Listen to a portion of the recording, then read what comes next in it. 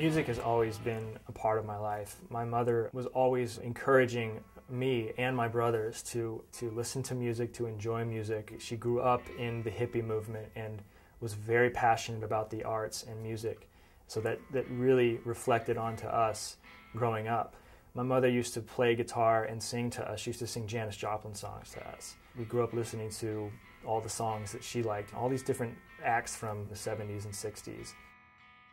When I started discovering bands, it wasn't so much about the messages at first. I was blown away by the sounds.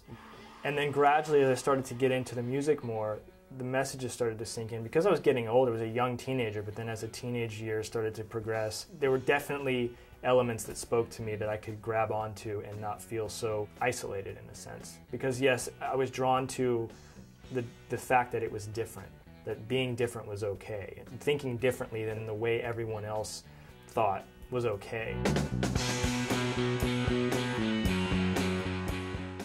Rock and roll is very much part of our American history.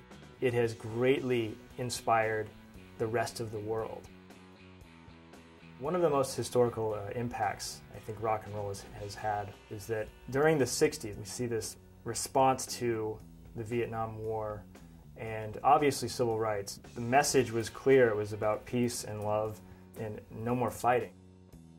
And you see all of these musical acts using their stature and their abilities as musicians to get a message across to people because they could.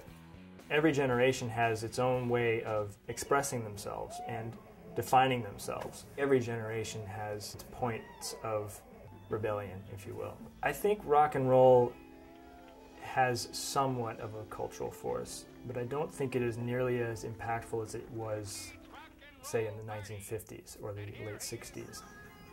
It seems a little more like we are getting away from the social aspect of discovery of music.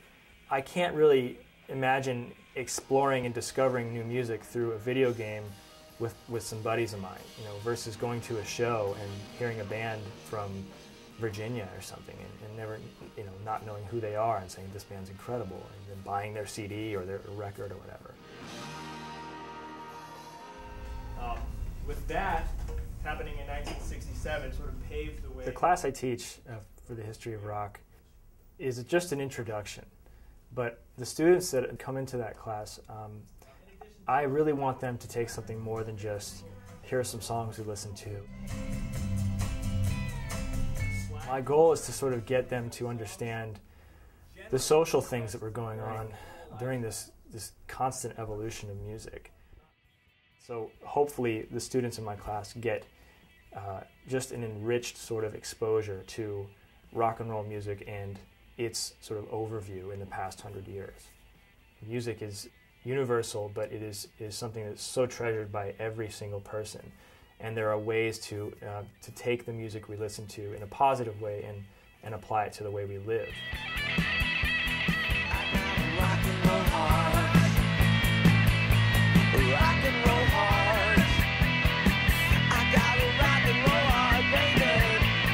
Sets me free.